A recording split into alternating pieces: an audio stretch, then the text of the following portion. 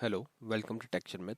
आज के सेशन में हम रिट्रीव सिसवेल कमांड की कुछ और वैल्यूज़ को डिस्कस करेंगे। तो उसके लिए मैं प्रोग्राम को एडिट मोड पे ओपन कर रहा हूँ।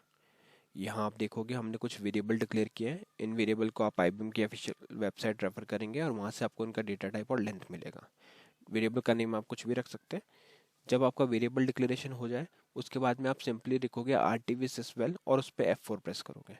F4 प्रेस करने के बाद आपको ये स्क्रीन मिलेगा जहाँ पे हमें दो इनपुट देने होते हैं। पहला वो वैल्यू जिसको हम रिट्रीव करना चाहते हैं और दूसरा वो वेरिएबल जिसमें हम उसको स्टोर करने वाले हैं। अब जिस वैल्यू इन वैल्यूज़ के बारे में अगर आपको और जानना है तो अब यहाँ पे ब्लैंक फील्ड पे F1 प्रेस करोगे। F1 प्रेस करने के बाद में आपको एक ये स्क्रीन ओपन होगी जो है हेल्प स्क्रीन। और यहाँ पे आपको सभी वैल्यूज़ जो हम सिस्टम से रिट्रीव कर सकते हैं उनकी इन्फॉर्मेशन मिल जाएगी, उनका डिस्क्रिप्शन मिल जाएगा। ठीक है। तो जो भी पॉसिबल आउटकम है आर्टिफिशियल कमांड का, जो भी सिस्टम वैल्यू रिटर्न हो सकती है वो सारी आपको यहाँ पे मेंशन मिलेगी, प्लस उनका डिस्क्रिप्शन दिया होगा। तो आपको सिंपली अब करना क्या है, यहाँ से डायरेक्टली उसको कॉपी करना है और फिर अपने प्रोग्राम में उसको यूज़ करना है। ठीक है। तो ये सभी वैल्यूज हम ऑलरेडी कवर कर चुके हैं। आज जो हम डिस्कस करने वाले वो है ये QMLTTHDACN multi thread job action. This value controls the action to be taken when when a function that may not be threaded that may not be thread safe is called in a multi-thread job. Changes made to the system value take effect immediately. The shipped value is 2.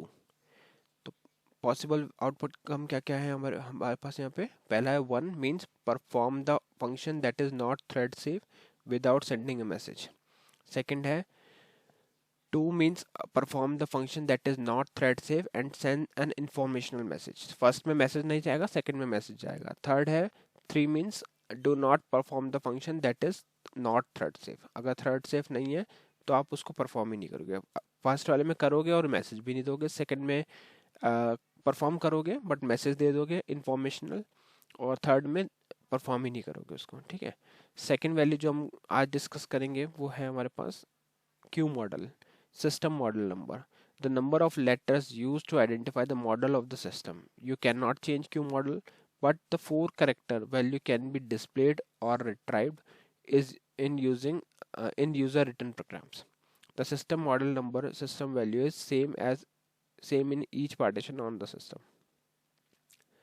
Third जो value है हमारे पास वो है Q month, month of the year, not use for Julian date.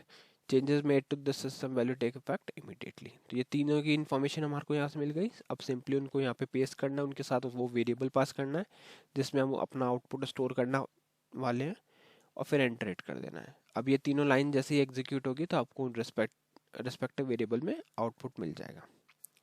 उसके बाद हम use करेंगे snd-pgm-msg कमांड, जहाँ पे हम वो वेरिएबल पास करेंगे जिसको हम प्रिंट करने वाले हैं।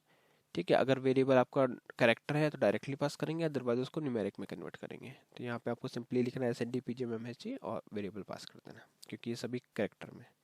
इतना करने के बाद हम हमारे प्रोग्राम को कंपाइल कर सकते हैं।